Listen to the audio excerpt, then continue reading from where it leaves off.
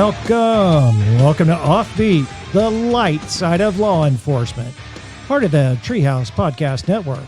I'm your host, Steve Rutherford, co-host for today's show, Joann Jackson. Hey, y'all. And we're joined with two guests in studio today.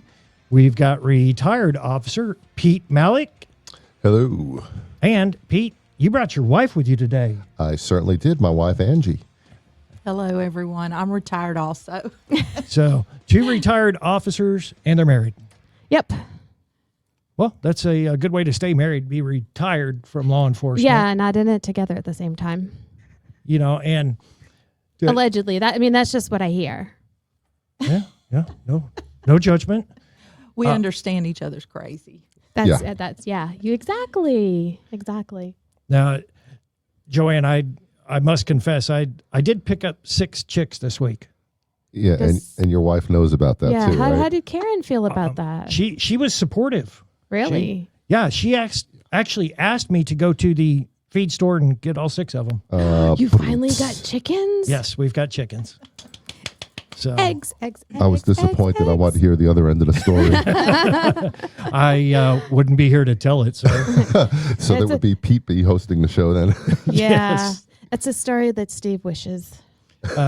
Wow, that's quite the assumption there, Joe. Who's your BFF? Okay, let me see. What else also in the news? Next week in studio, we're going to have our friend Vinny Montez. I love Vinny. He's so funny. He's a great guy. Vinny is funny. He is a great guy, and he is also an officer out in Colorado. Mm-hmm. But in addition to being an officer, Vinny is a stand-up comedian. He is. And Vinny travels all over the country doing stand-up shows. He's actually going to be in town next week, which being the fact that we're recording on Friday and this is going to come out on Wednesday, Vinny's going to be in town with the Heroes Off-Duty Comedy Tour on March 19th. He's going to be over at Hyenas in Dallas, and then he'll be in Fort Worth at the Hyenas Comedy Club there on the 20th. So check him out, guys. We've also got the information on our social media as well. He's got some great stories. I've seen Vinny several times, and we've been like social media friends for several years. And if you've ever been to one of the Concerns with Police Survivors events that he has been at, then you know Vinny, and you know how funny he is. And definitely, guys, check out heroesoffduty.com. That's where you can purchase tickets to either the Dallas or the Fort Worth show. Also, you can visit Hyenas. Hyenas Dallas or Hyenas Fort Worth, and I believe you can purchase tickets there as well. Yeah, so, and he also has it on his socials. Does he? Yep. Vinny Montez. VINNIE. Not Y, I-E. I-E. I-E. Go ahead and spell the last name for us, Joe, since we're already on this. Montez. Yes, good job. Excellent. I hope I got it right. He'll be like, you don't know how to spell my name? I'll never hear the end of it. You did, in fact, get it right. Now, moving right along, Peter, you are a retired officer. You prefer Pete, correct? Correct. Yeah, Pete. All right. Then let's start over. Pete, you're a retired officer. Yes, thank you. And how long were you in law enforcement? Oh, too long. 33 years. It was 4 years in New Jersey, and then 27. No, I'm not. No, that's where I started. That's what got my great English accent. And then 27 in Dallas, and then I finished 1 year in Lake Dallas. So I did a total of 33. Okay.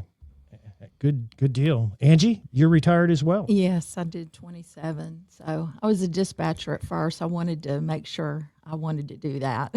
That's yeah. I was around all these other female officers, and I thought, man, I grew up boxing with my dad. My dad was a Golden Gloves boxer, and I thought, if these ladies can do this, I know I can. For sure. I decided I would go for it. Well, and then you guys end up getting married, and I got to ask, how is retirement for the two of you? Yeah, like you're around each other all the time. He has not retired. No, I have. I did. I do volunteer work for a fire department. If they're a paid fire department, Denton County ESD1, and basically drive the medic around for them so they don't have to pull anybody out of service. So it's a way to give back to the community. Very, very nice. So, Ooh, let's do a ride along. well, in retirement, he turned to the dark side. No, I turned to the side I should have switched to 32 years ago. Yeah, he turned to my old side. You know, I'm not going to lie. I mean, think about that. You ride around in a truck with 4 or 5 other people. You don't have to drive. I mean, yeah, I don't know. I liked having a driver all the time, but sometimes I like to be the driver. Well, Right. Because, like, not everyone's a good driver. Just because you pass the course doesn't mean you don't become a maniac when those lights and sirens come on. Right. Y'all know. yes, but to get paid to eat, sleep, play video games, it's really But you're also there for like 24 hours. You don't get to go home. yeah. And isn't the rule of thumb nowadays on a fire with a fireman that unless there's somebody inside the house, I mean, and it's a small fire, many times they just keep it controlled burn so it doesn't catch the neighbors on fire. Isn't that like We don't. is that You don't want to firefighting? be a cellar saver. a cellar saver? Hey, listen, that old 24 rule is out. This is 48.96. You work 2 days and you're off for 4. It's great. That's not a bad Wow. schedule. It used to be back home. It used to be 4 days on, 4 days off.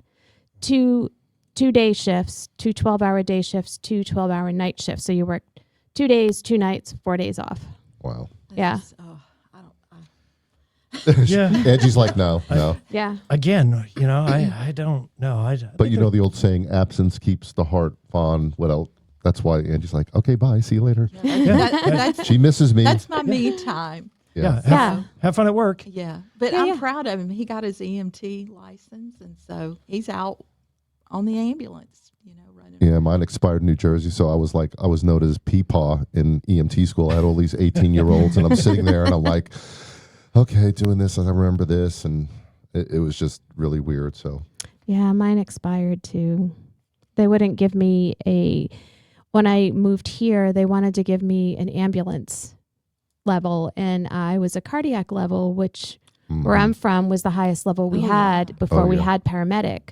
And I kind of chuckled and I said, as a cardiac in my state, I can do more than your medics can here without med control. Right. And I'm like, I don't agree with that. So, yeah. And as a retired officer, I have no clue what you guys are talking about. So that's it. We just changed the show. It's called the Medic Show now.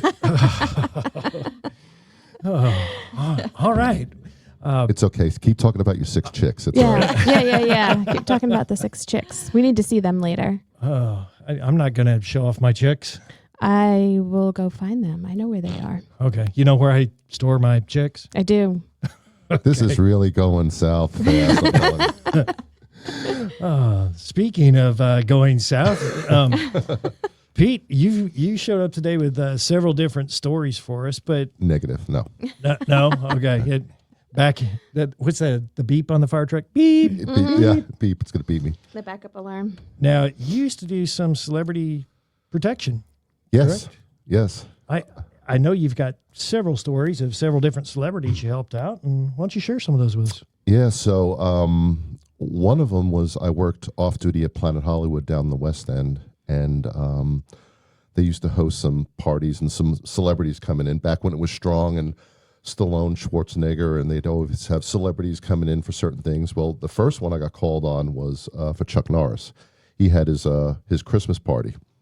So they said they needed plain clothes, and then they needed some uniformed officers. And I said, that's fine. So I got to do the plain clothes gig. And they always rolled out a red carpet in front of Planet Hollywood. So they rolled out the red carpet, and there was a little bit of the stanchion that was not connected to the wall. And I usually just stood on the side, and when he came out, I let him walk ahead, and I kind of just stayed close by like you do in dignitary protection. Well, one guy tried to kind of jump the stanchions and said, hey, Chuck, and did the proper, straight arm bar takedown, of course. Nice. And he had his hand underneath, and I said, stop. I said, keep your hand where it's at. So Chuck Norris kind of looked over and says, wow, that's cool. And he kept walking in. And I was like, I didn't figure anything out. So Barbara Blanchett, she was the casting extras for Walker, Texas Ranger. And so she came up to me. She says, hey, do you do any acting? I said, yeah, I act as a police officer every day when I come out. And I said, I'm really good at it. She goes, no, seriously. I said, I've done a couple of commercials. And I said, nothing big. I said, you want my autograph? Kidding with her. And she goes, no. She goes, would you like to do some extra work for Walker, Texas Ranger? Now, granted, my mom was, at that time, she was still alive, and she loved Chuck Norris. If there was a movie on with Chuck Norris. So when I told her this, she would, in New Jersey, of course, an hour ahead of time, everybody be quiet, everybody shut up. I got to find my son. I got to see if he's on this episode. So I wound up playing a couple of, as a matter of fact, I was acting a couple of times with Ed Spila on some of the, there was one or two of them that he was on, I think different scenes. So I played like a mercenary. I played a prisoner. One time I played a prisoner. I was supposed to escape, and Chuck did like a back kick swing, and I was supposed to like be in one spot. Well, he went a little bit too forward, and it connected, and it How did looked that really feel? good. I don't know. There was stars and a Star Spangled Banner and everything That's else. what I was wondering. Like, was he using like full force when he did that? It's not full force, but anyway, when you're doing centrifugal motion, when you're following through, it's kind of like it just it grazed, but it felt. I was like, oh boy, that felt good.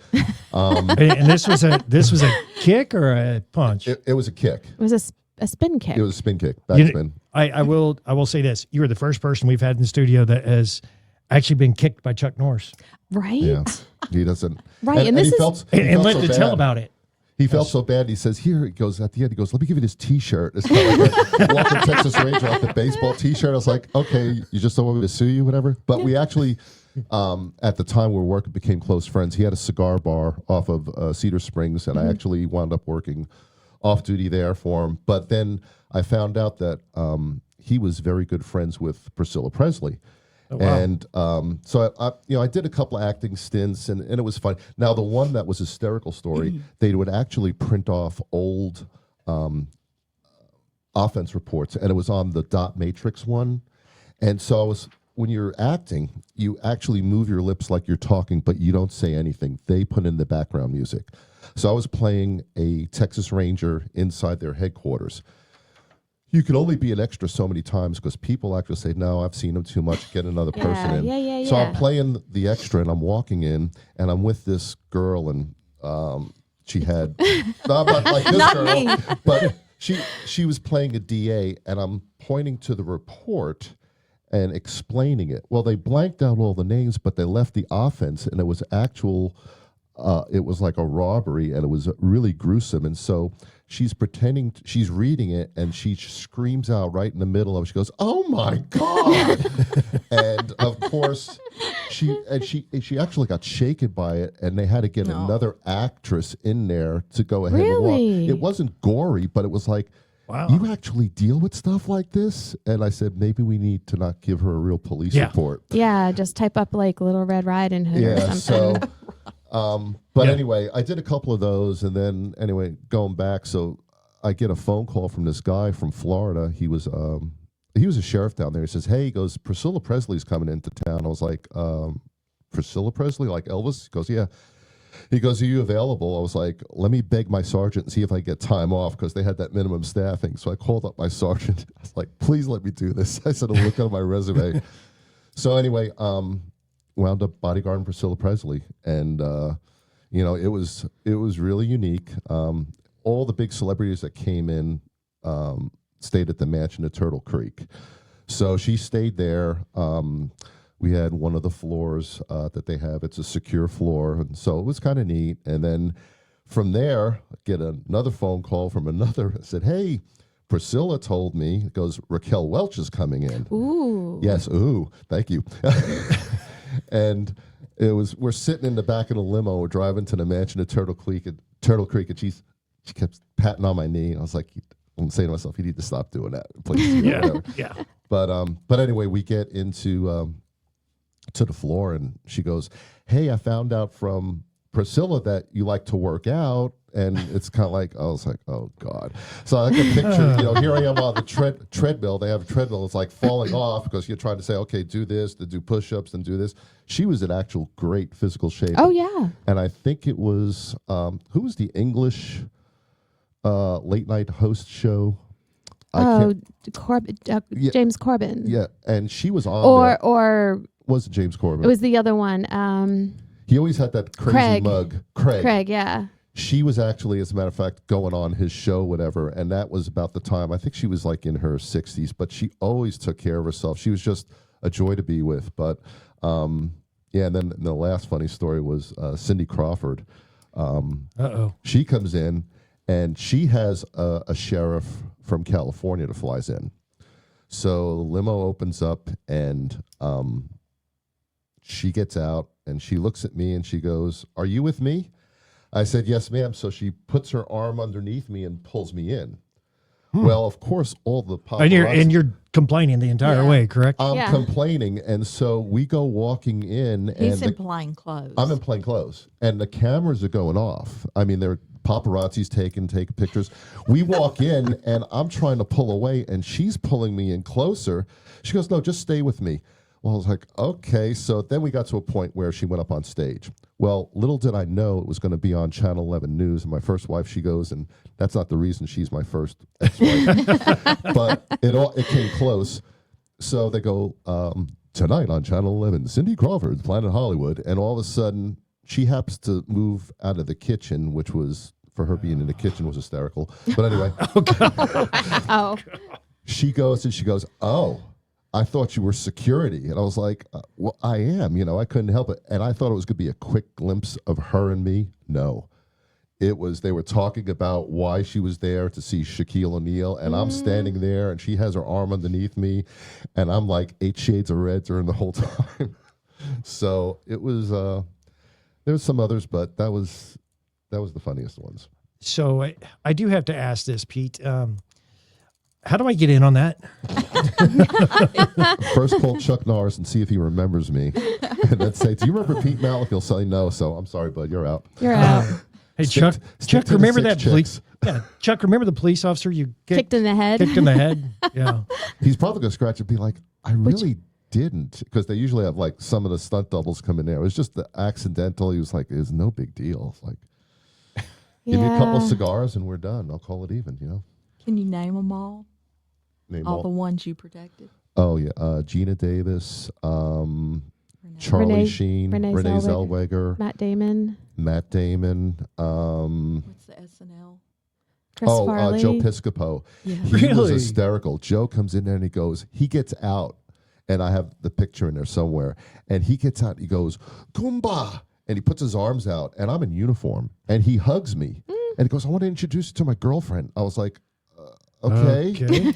I was like, so we go walking in there. He goes, "No, I heard about you." I was like, okay, I thought maybe we met somewhere. I heard about you. So we're in the back of Planet Hollywood. We're talking about working out because, he was really big, I think, at one time into the roids. He's like, "Hey, how do you work out with, and is vitamin C good and vitamin B and that was the time that they had a big party at Planet Hollywood.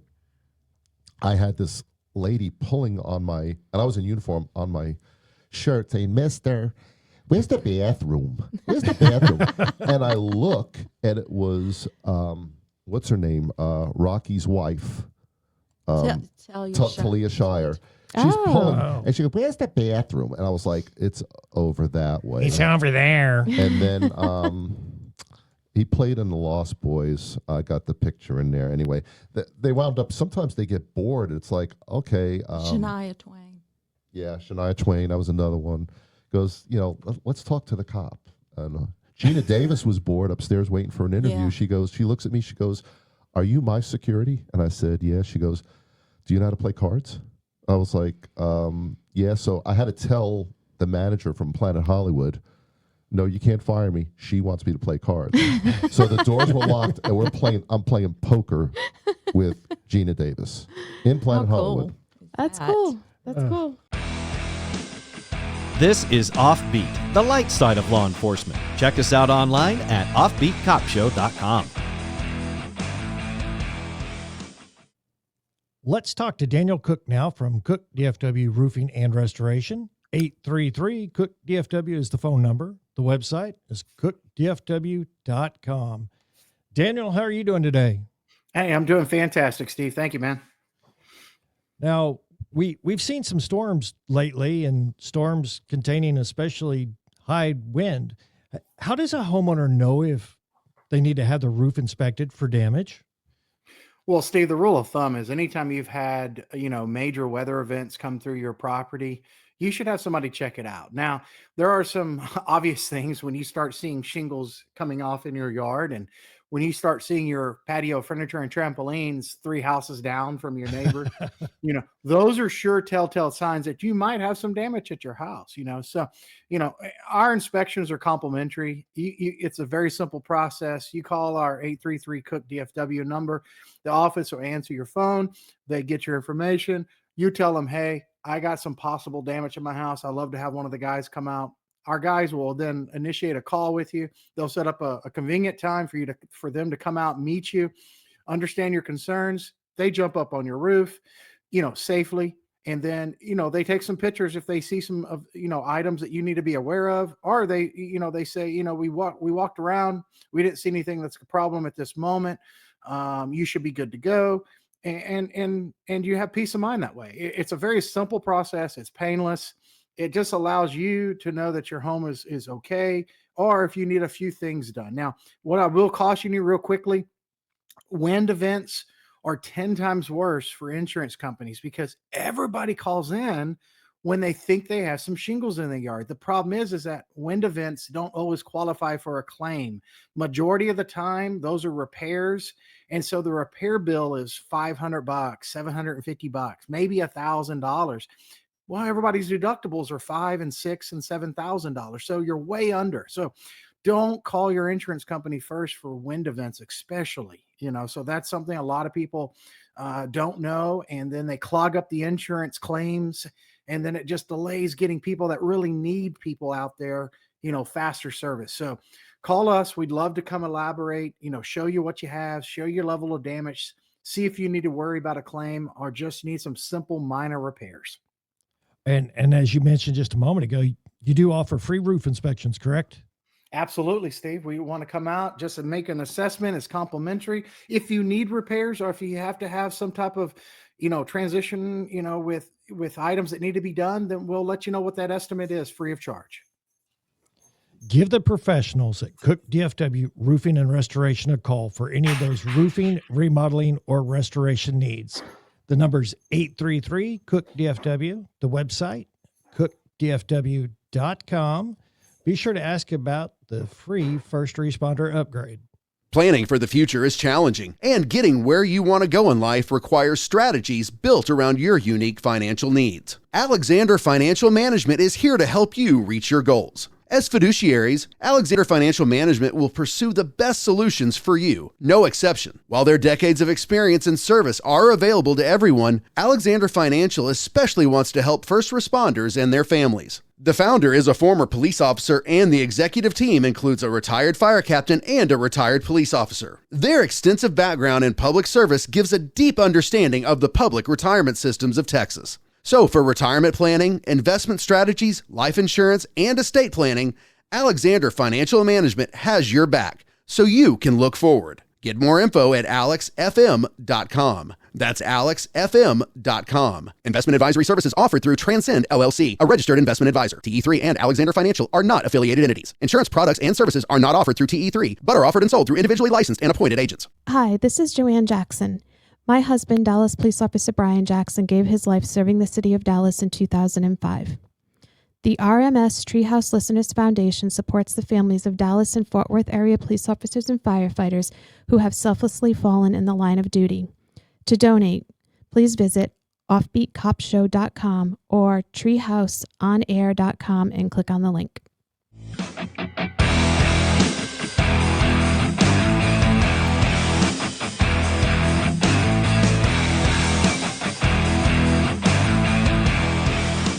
And we're back to more Offbeat, the light side of law enforcement. I'm your host, Steve Rutherford. Co-host for today's show, Joann Jackson. Hey. And we've got two guests join us in studio today. We've got retired Officer Pete Malik and his wife, retired Officer Angie Malik. Now, this segment sponsored by Alexander Financial Management. If you have questions about retirement planning, investment strategies, life insurance, or estate planning, check out Alexander Financial Management at alexfm.com. No, Angie, let's get to a few of your stories. I understand you've got a story that it's about a vehicle chase, but what really adds to this story is it involves one of our previous guests, retired Dallas detective John Palmer. Yes. I love that man. When I look back on my career, stop it. He's like, do I need to go to Atlanta? For all that those, was before you. Yeah, for I had all, a life before you. Sorry. Steve, where do you get your chicks? No. Yeah, for all those not watching on YouTube, those just listening, man, you should have seen that the look these two shared when she said that. Hey, I'll let you have Raquel Welch. That's right. That is right. Okay, fair enough. I'll let you have Paul. It's okay.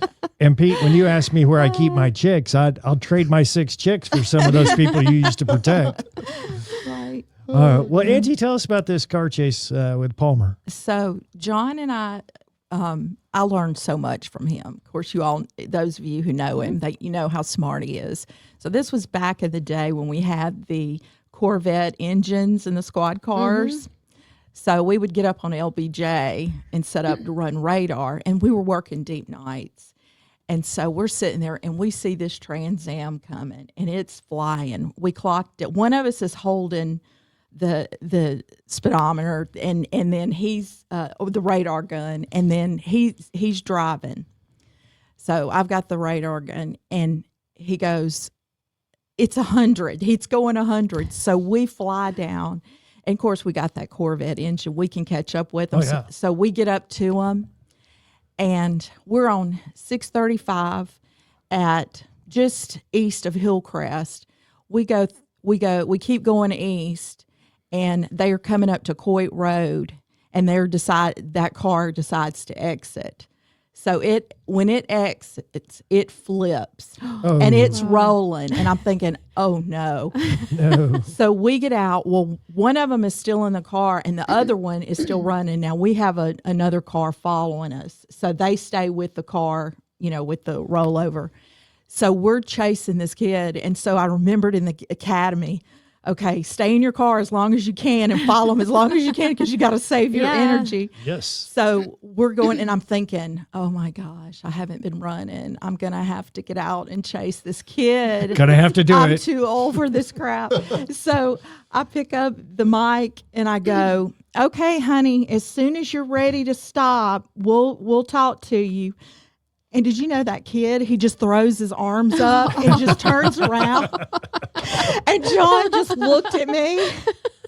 And, because he's thinking, I'm going to get to see this rookie, chase, And so and he looked at me, he goes, he heard your Southern accent and heard it was a girl. Oh, yeah. And he just stopped. Oh. Can you guess how she gets me to do the chores? I'm starting to think I do know. So he just gave it up right there. Yeah, that was it. That's what we call nowadays the young term for that, verbal judo. Yeah. See? Yes. Through a little verbal judo, it asserted yourself with an authoritative voice, and look, didn't have to run. Yeah, I think that's a female superpowers. Yeah.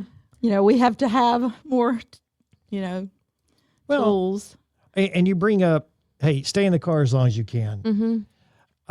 The moral of the story, you should, let the tools work for you. Right. Yeah, no, right. Work smarter. Not harder. Well, there was one time I was still working nights in patrol, and I had a couple of young officers on shift with me. And of course, they're at one of our local hotels. They're off of 35, and they approached 2 people in a car, and folks have drugs on them, but these guys are able to get away from them, and they yell out that, hey, they're in foot pursuit, and they're chasing these people, and they were actually over in my district. So I came flying down a road that the hotel's off of, and I looked over, and sure enough, I see a couple of guys running. Look a little closer. That's 2 of my officers, and they're chasing one guy. And I'm just paralleling them in the car going, man, that looks tiring over there. And eventually bad guy pulls away from our officers, and I just make a left-hand turn, go down a side street, pull right up behind the guy, jump out and push him to the ground. Yeah. And my officers come running up later and say, guys, why y'all running? We got cars. Exactly. Yeah, let the Yep. tools work for you. Brian just used to yell, don't make me chase you. You're not going to like it yes. if I have to chase you, because he was a big guy. Oh, He was, yeah. he was big muscle wise. He wasn't big tall wise. He was like 5'10" yeah. maybe. But he don't make me chase you. He's And like, mm-mm. Yeah, there was a guy in Northeast. I can't remember him. He was bigger than Ronnie Pinkston from DPD, and we used to sit in a little. And I worked with him one time in a Dodge Diplomat, and here was these two huge guys, and we looked like T-Rexes in there trying to use the MDC. And I remember we got into a chase, and it sounded like something from Smokey and the Bandit, like "Sup, remind me to slap you, get up." We just couldn't get out, and it was like we tumble when we get out. It was like looked like a hellish shrine of circus, like the little clowns getting out of the car. That's funny. I saw Ron recently. I saw him last year in Virginia, of all places. Oh wow! Yeah, I was doing the Unity tour and walking out of the hotel. We were going to get some stuff from one of the bands, and I looked at him and he looked at me, and we're both like, "What are you doing here?" So it was a cool. That's Now- always fun. Yeah. Now, Angie, I understand you also were involved in an accident, sideswiped. Yes, this is one. I mean, John has posted on Facebook before, and we actually have a recording of it. Is this another John Palmer Oh, story? yes. Yes. I didn't know John was so crazy. Well, he had to. He was unfortunate to have me ride with him, but I learned so much from him, and I look back on it. I think that was some of my best times in patrol was riding with him. And Are you okay there, Pete? I'm going to check our marriage license to see if Stop it's his it. name on there or mine. So anyway, but this was New Year's Eve, and John and I, when we worked together, we made a lot of arrests. We spent a lot of time at jail. Well, we got a call that there was a guy outside a lady's apartment beating on the door. How many times do we get those calls, on deep nights? So we go, and sure enough, he's out there. So we're going to take him to detox, and we're headed, southbound on the tollway to detox. This is New Year's Eve. We're thinking, okay, this is going to be our last call. We'll take care of this, and then we'll be able to go home. All of a sudden, I'm sitting behind John. John's driving, and our detox is sitting to my right. All of a sudden, I look up, and there's these bright lights headed towards us. Oh, no. Oh my God. And our guy is passed out. Okay. So John, I don't know if he was thinking, okay, I'm going to wait till the car gets here and then I'm going to turn, or I don't know what he was thinking. He was just quiet watching this car. So I hit him as hard as I could in the back of his head and just screamed out, "John." Well, he turned the wheel, and we just sideswiped the car. The car just sideswiped us, and it kept going. So, we're getting there. John's getting out, and I mean, he went into action, and our guy and I, we bumped heads. When we hit, he and I, our heads, I had the worst headache. So John is out laying out flares, and I'm literally like I'm outside my body watching this, and I'm watching John in the street putting out these flares, and I'm on the radio calling for cover, and this is what I do when I get in stressful situations. I'll start laughing. Like, I'll think it's funny. Like, it's so inappropriate. And then I have my breakdown when I go home. But so John, we're like, okay, let's get the guy out of the car and make sure he's okay. And he's, so we get him out, and how people, they're intoxicated and wrecks, their body just goes with the motion, and they're usually never injured. So we get him out of the car and stand him up, and we go, "Hey, are you okay?" We start asking him, do you realize that you were just in a wreck? And he looked at both of us, and he goes, "I wouldn't drive in no car." He thought he could get arrested for DWI. So it was pretty funny. But anyway, luckily they found the guy that hit us and everything. They actually found him in bed sleeping. Oh, wow. So they traced the old trail back. Yeah, Wow. So we were lucky that New Year's Eve. Yeah. That's scary. find that guy in bed. I bet he wasn't driving a car either. Right? Yeah. Exactly. Right. Yeah, exactly. That's crazy. Now, so you ended up, you had bumped your head in there. And so, that brings me over to Pete over here. Pete, have you ever been injured at work? Yes. As a matter of fact, the one time We actually had an area. It wound up going to Channel 3. It was Merlin, Jeffries, and Myers. So it was off of Grand Avenue. And we used to run a lot of there was a lot of dope being run out of there. Well, there was a cement factory behind Myers Street, and they had razor wire that was around. Well, a lot of times the razor wire, you couldn't tell it would drop, and it was dark, and there was a suspect I was chasing. I was like, stop, stop, stop. And I go and I run, and I was like, oh, something grabbed me. Well, I'm pulling it away, not knowing I have razor wire in my shoulder. So I have long sleeve shirts on, and the one officer I was working with, he's no longer with us. We're on the MDC, and we get him, and I was like, I'm so mad, and I'm typing on the MDC, and I was pretty good knowing where the keys were, and John's going, Pete, and there's blood running down my sleeve. Wow. I said, so he goes, let me see, and he goes, and he's squeamish, and he goes, and I was like, I guess we're going to Baylor. So now I'm a little like, I wonder how bad it is. I said, I'm still moving my hands. Yeah. It's all still connected. It's all connected. So they take me to Baylor, and my blood pressure shoots up to like 160 over 110. They said, we need to calm him down because, the doctors, I must have had new doctors. They're like, oh, wow, I've never seen anything like that. We're having to do internal. And I'm sitting there, and I can't look because they got it draped over. Can I see? No, you don't want to see. So my blood pressure's going up. The alarms are going off. So they give me something, and I'm like in la la land. I just remember I was like, hey, you could sew it up. I'm good. It's fine. Got the good juice. Yeah. So, of course, when you get injured, what do they call supervisors to come out? Well, when they called the supervisors, they just got off of work, so they were getting ready to go to Borrowed Money, and they all had their country dancing outfit on, whatever, and so they come walking in the room. I'm not going to say their names, but anyway, one was my sergeant. It was both females, and I look and I said, I don't remember this. One of the retired officers told me, says, I go, hey, girls.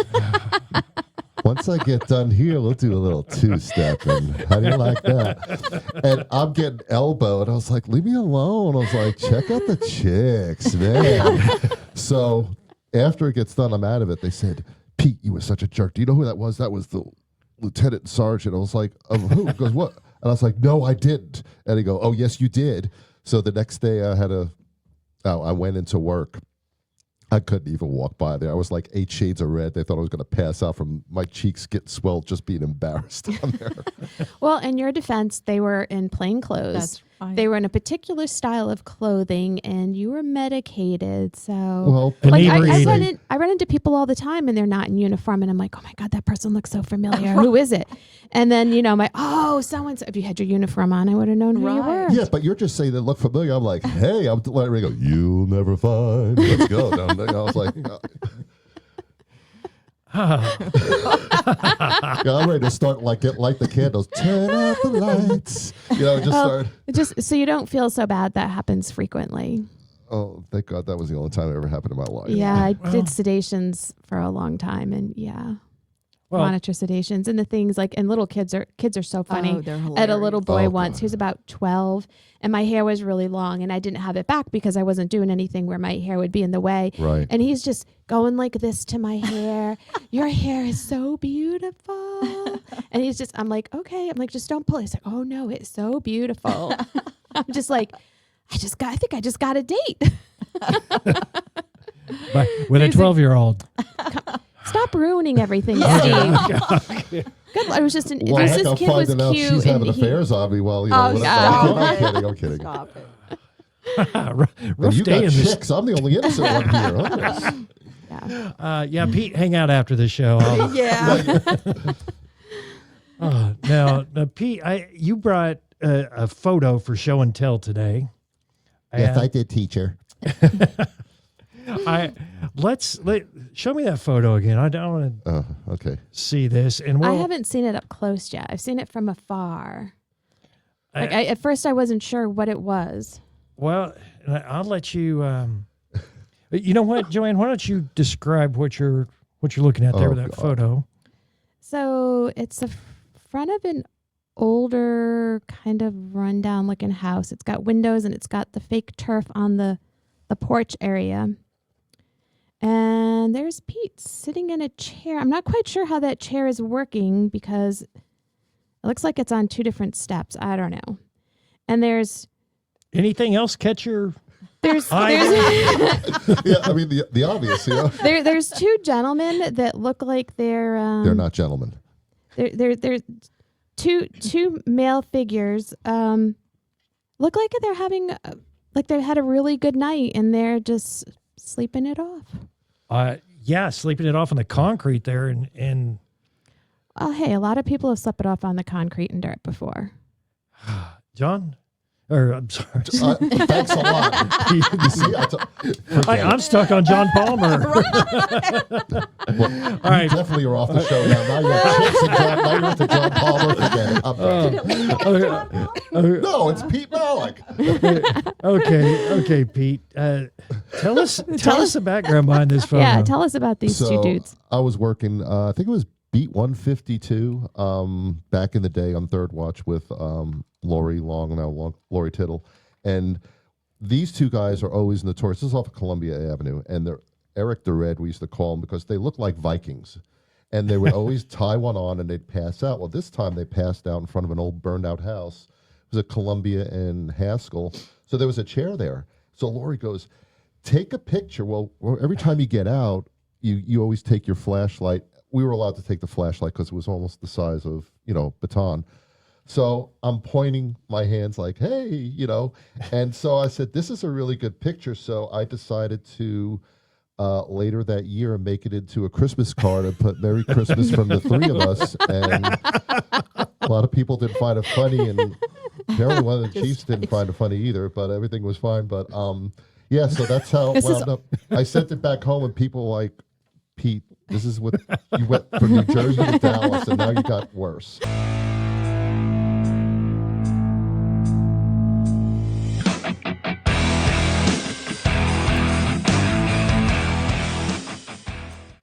Let's welcome David from Cindy Leisure Farmers Insurance Agency into the studio.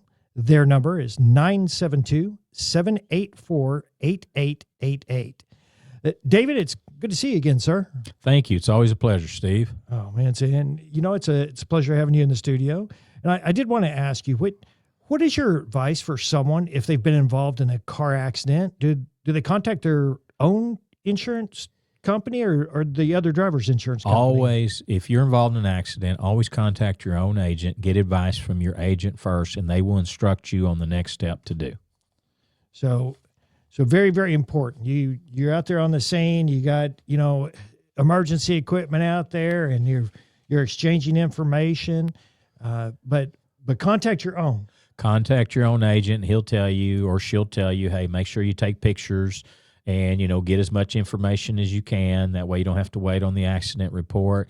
And then we'll determine at that point if you need to file on your insurance or their insurance. If you have to file on theirs, your agent should instruct you and walk you through what you need to do there. So if I'm involved in a car accident, am I going to get dinged on my insurance if I call my own agent?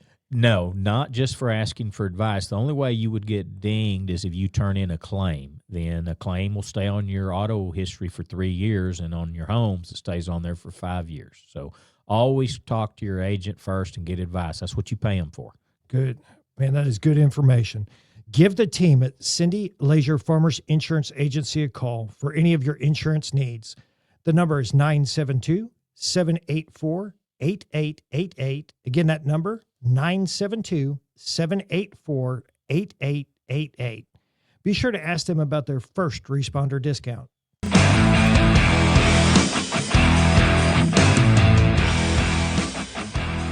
And we're back to more Offbeat, the light side of law enforcement. We've got two guests joining us in studio today. We've got Pete Malik and Angie Malik, both retired officers. Now, if you have not been to the website yet, check it out, offbeatcopshow.com. Again, that's offbeatcopshow.com. There on the website, you can listen to all episodes, as well as at the top, we've got a link to the RMS Treehouse Listeners Foundation. Click on the link, check out the foundation there. Of course, the foundation started many years ago with the purpose of raising funds for the families of our fallen police and firefighters here in the Dallas-Fort Worth area, covering 10 counties. So check that out. I invite you to make a donation there to the RMS Treehouse Listeners Foundation. Now, if you're an officer and you've got a funny story you'd like to come on the show and share with our listeners, then send us an email. It's offbeatcopshow@gmail.com. Again, offbeatcopshow@gmail.com. We'd love to hear those stories, love to get you in the studio and let you share them with the listeners. And finally, check us out on social media, Facebook. Also, you can watch the show on YouTube. Instagram, that's the one. Like, follow, share, please. Yeah, like, follow, share, subscribe. Subscribe. Mm-hmm. Yeah, that's a good one also. Episodes come out every Wednesday. Yeah, new episode every Wednesday. Mm-hmm. All right. I think we covered it all. I think we did. All right. Pete, I understand you've got a story involving the State Fair of Texas and our, the State Fair in Texas. We've got our iconic, I don't know, what would we call him? It's Big Tex. Howdy, folks. This is Big Pete. I mean, Big Tex. No. Big Pete. Yes, okay. There we go. Yeah, let's talk about Big Tex, not Big Pete. So, it used to be the gate. I can't remember. It's the Washington Gate or it's the South Fitzhugh Gate by the Age of Steam when it used to be there. And I think it was about 2012. So worked the day shift. I happened to be senior enough that I could, this is I wanted to stand. So I got that. And so we used to come in at 9 o'clock in the morning and we'd kid with the motor jocks and we would cut up and we'd talk about, I had a Harley at the time, so I'd bring it in. We'd talk about the Harleys and blah, blah, blah. So they'd hear me and on the radio, we'd be talking on the local radio, says, Pete, you should consider being Big Tex. And they were giving me a hard time with my voice, Pete should say, howdy, folks, this is Big Tex. I was like, no, I said, and they would just poking the bear. And I said, guys, just quit it. And I said, he goes, well, you could do it. And I said, yeah. I said, first I'd have to go and put hot jalapenos up Big Texas hiney, whatever I said. And that way I said, where were you going with that? Well, it was a joke. I was like, what am I supposed to do? Put a hot jalapeno up there and just to make him walk away so I could be, because I said, you should have like a medium-sized Tex. And Pete, you could be up there.